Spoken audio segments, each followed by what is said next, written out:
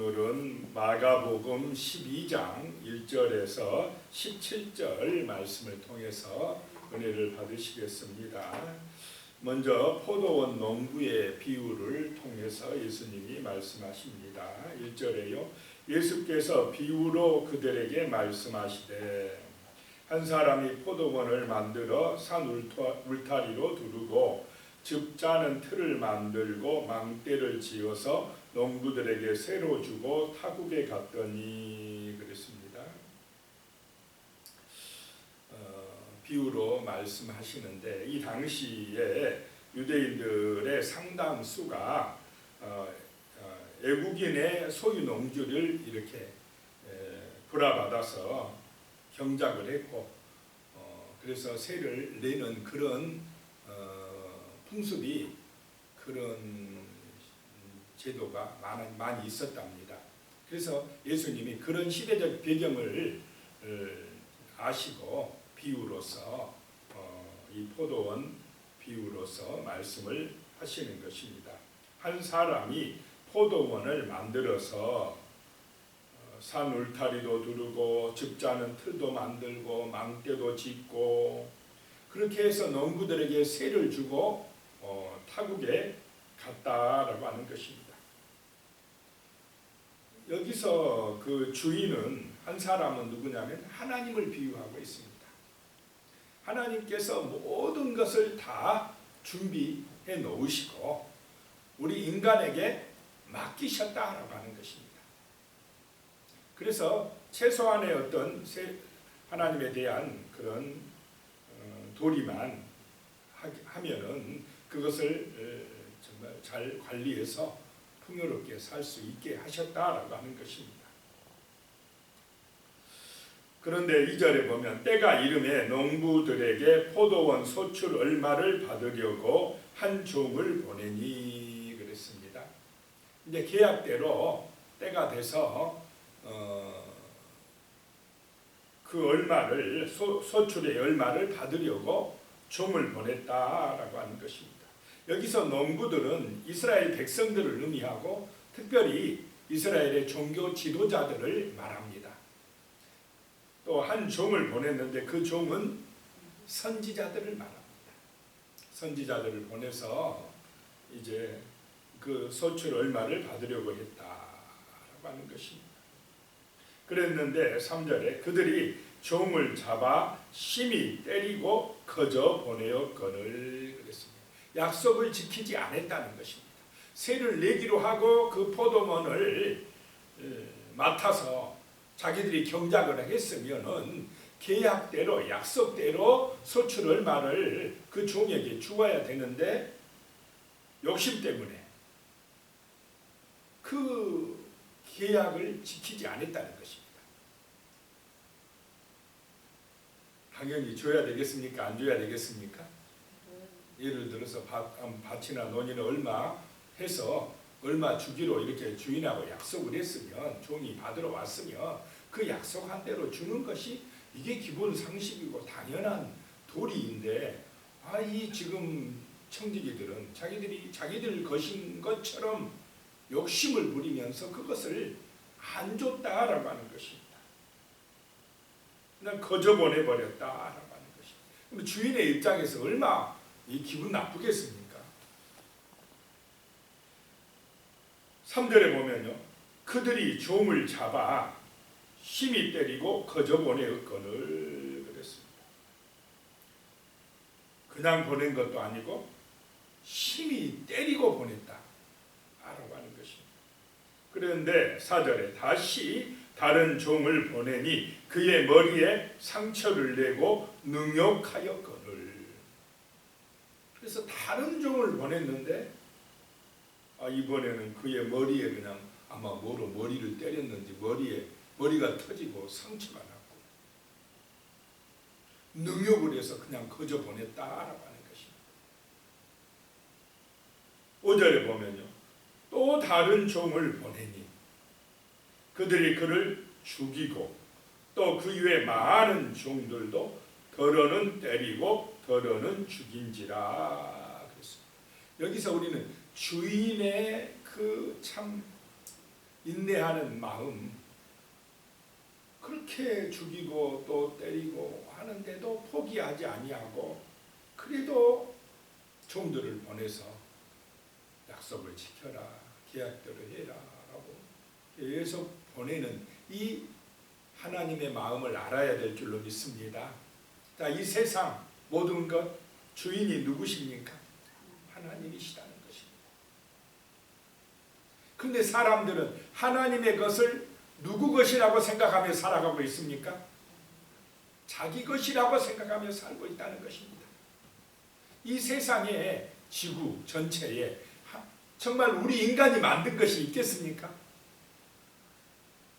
다 하나님이 만들어 놓으신 것, 하나님이 주신 것 가지고 우리가 이렇게 누리고 있습니다. 그것을 조금 바꾸어 가면서 개발하고 하는 것도 원래 하나님이 주신 것 가지고 이렇게 우리가 발전시키고 풍요를 누리고 있으면서도 인간은 그 하나님을 주인을 인정하지 아니하고 내가 주인처럼 그렇게 행세를 한다라고 하는 것입니다.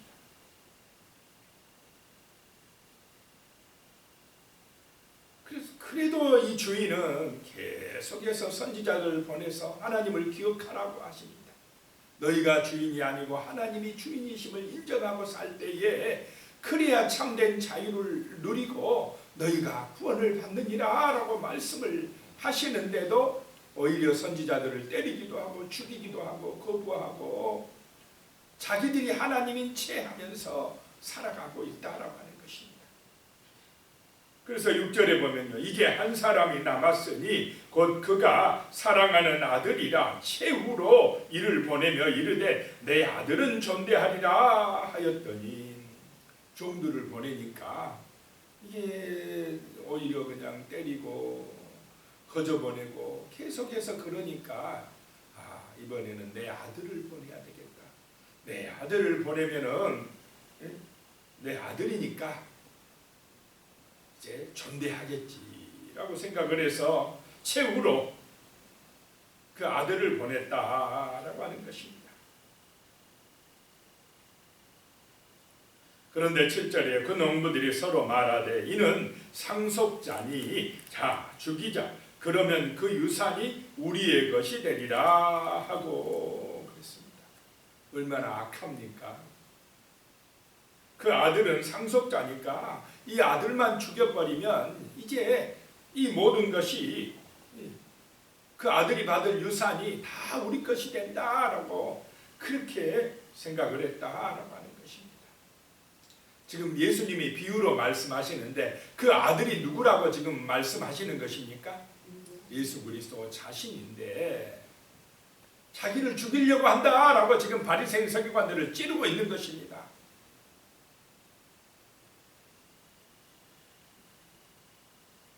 (8절에) 보면요, 이에 잡아 죽여 포도원 밖에 내던졌느니라 그랬습니다. 예수님이 자기가 죽으실 것을 지금 예고하고 있는 비유입니다. 그 아들을 죽여가지고 포도원 밖에 그냥 내던져버렸다라고 하는 것입니다. 바로 이것이 인간의 모습이라는 것입니다. 왜 이렇게 아들을 죽입니까? 종들을 그냥 거저보내고 때로는 죽였습니까? 내가 주인 되려고 하는 욕심 때문에 그렇다. 지금 이 세상 많은 사람들이요, 뭐가 가지고 있으면 자기가 주인 행세를 합니다. 자기가 주인인 것처럼 행세를 하니까 교만합니다. 탐욕에 빠지고 죄짓고 타락되어져 가고 있다는 것입니다. 그런데 성경에서는 계속해서 하나님이 만물의 주인이라고 말씀하시는 줄로 믿으시기 바랍니다. 우리의 생명의 주인도 하나님이시고 모든 자연 만물, 우주 만물의 주인도 하나님이시라고 말씀을 하고 계십니다. 그런데 이 땅에 지금 너무나 많은 사람들이 하나님을 인정하지 않고 있습니다. 우리 인간이 주인이라고 인간들이 바벨탑을 쌓아가고 있습니다. 정말 인간들이 세상에 번영을 누린다고 발전시켜 간다고 하면서 하나님을 대적하고 있다라고 하는 것입니다. 탐욕 때문인 것입니다. 그 원래의 주인, 포도원 주인이 있는데 그 주인을 인정하지 아니하고 자기들이 그냥 주인 행세를 하고 있다는 것입니다. 하나님의 은혜를 배반하고 있는 것입니다. 그러면 이제 그 원래의 주인이 하나님께서 어떻게 하시겠습니까? 9절에 나옵니다. 포도원 주인이 어떻게 하겠느냐? 와서 그 농부들을 진멸하고 포도원을 다른 사람들에게 주리라 라고 말씀합니다. 그렇게 행동하면 어떻게 되겠느냐? 진멸된다 이 말입니다. 하나님이 심판하실 것이다 라고 하는 것입니다. 이스라엘아, 너희가 지금 농부들이면서 원래 주인의 땅에 포도원에 이렇게 농사를 지으면서 주인을 배반하고 거절하니 너희는 이제 멸망당하리라 라고 하는 말씀입니다. 이 예수님의 예고대로 AD 70년 로마 장군 디도에 의해서 예루살렘은 완전히 그냥 폐허가 되고 그들은 뿔뿔이 세계만방으로 흩어지고 말게 되는 것입니다. 10절에요. 너희가 성경에 건축자들이 버린 돌이 모퉁이의 머릿돌이 되었나니. 예수님의 성경의 비유를 통해서 시편 118편에 나오는 말씀을 들어서 설명을 하시는데, 건축자들이 쓸모없다고 버린 돌이 모퉁이의 머릿돌이 되었다라고 하는 것입니다. 이 버린 돌은 십자가에 달리신 예수 그리스도를 의미합니다. 필요 없다고 죽인 그 예수님이 모퉁이의 머릿돌이 되었다, 기초돌이 되었다는 것입니다. 이 모퉁이의 머릿돌은 부활하신 예수 그리스도를 말씀합니다.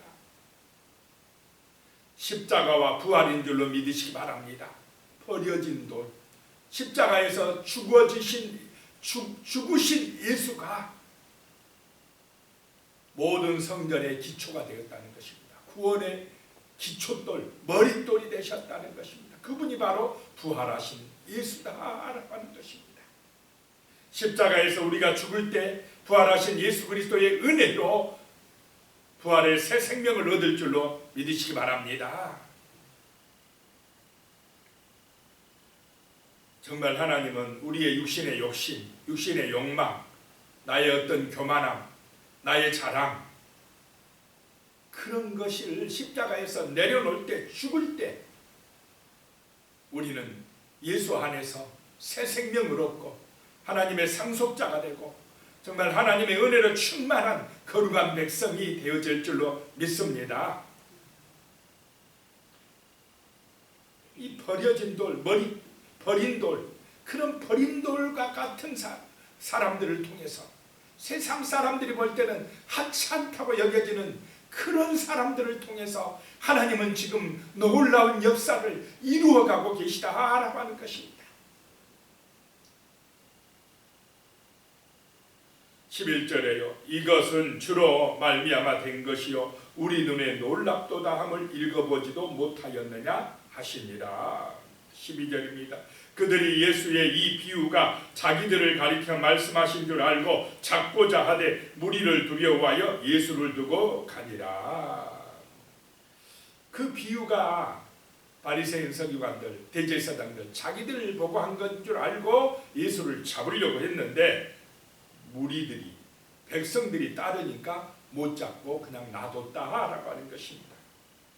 그 다음에 13절부터 17절까지 나오는 비유가 가이사에게 세금을 바쳐야 되느냐 말아야 되느냐는 이런 질문의 이야기가 나오고 있습니다. 13절에 그들이 예수의 말씀을 책 잡으려 하여 바리새인과 헤롯 당 중에서 사람을 보내매 그들은 산헤드린 공회의 지도자들입니다. 이 권력자들이 예수를 이제 책 잡으려고, 예수님의 말씀을 책 잡으려고 바리새인과 헤롯 당 중에서 사람들을 보냈다라고 하는 것입니다. 이 바리새인과 헤롯 당은 반대 세력입니다. 맞지 않는 사람들입니다. 이 헤롯 당은 친로마적이고 보수적이고 기득권자들입니다. 정치적인 사람들입니다. 그리고 바리새인들은 반로마적이고 진보적인 사람들입니다. 그래서 안 맞던 이 사람들이었는데 이상하게 예수를 대적하는 데는 어떻게 합니까? 딱 힘을 합칩니다. 하나님을 대적하는 데는요, 딱 하나 돼요. 서로 안 맞다가도. 참 이상한 일 아닙니까? 이 마귀의 역사는 우리가 복음을 전하고 정말 하나님의 일을 하는데 교회를 대적하는 데는 안 믿는 사람들 서로 대적하다고도 딱 하나가 돼요. 예수를 대적하는 데는 그렇게 된다라고 하는 것입니다. 그래서 우리는 정신을 차리고 깨어 기도해야 될 줄로 믿습니다. 14절에 보면 와서 이르되 선생님이여 우리가 아노니 당신은 참되시고 아무도 꺼리는 일이 없으시니 이는 사람을 외모로 보지 않고 오직 진리로서 하나님의 도를 가르치심이니이다. 여기까지는 얼마나 좋습니까? 아주 예수님 칭찬을 굉장히 합니다. 그런데 끝부분에 가면 가이사에게 세금을 바치는 것이 옳으니까 옳지 아니하니까 라고 합니다. 진짜 의도는 이 맨 마지막에 딱 숨겨놨습니다. 칭찬에 속으면 안 될 줄로 믿습니다.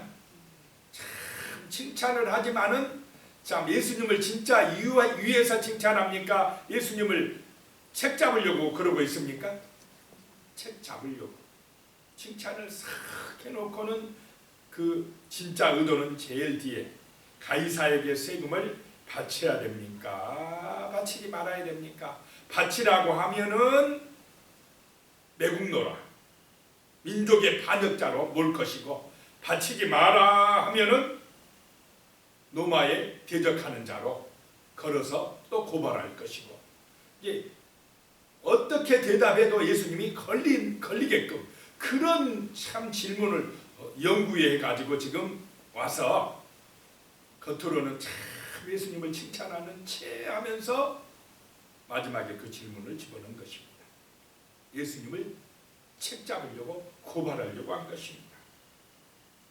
그랬더니 15절에 우리가 바치리까 말리까 한데 예수께서 그 외식함을 아시고 이르시되 어찌하여 나를 시험하느냐 데나리온 하나를 가져다가 내게 보이라 하시니 그들의 중심을 아셨습니다. 예수님 외식하는 자들아 겉으로는 아주 나한테 잘해준 채 하면서 속은 아니다라고 하는 것입니다.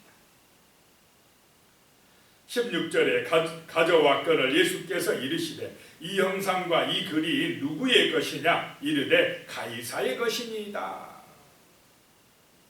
그랬더니 17절에요. 이에 예수께서 이르시되 가이사의 것은 가이사에게 하나님의 것은 하나님께 바치라 하시니 그들이 예수께 대하여 매우 놀랍게 여기더라. 자기들이 생각하지도 못했던 대답을 하시니까 놀랬다는 것입니다.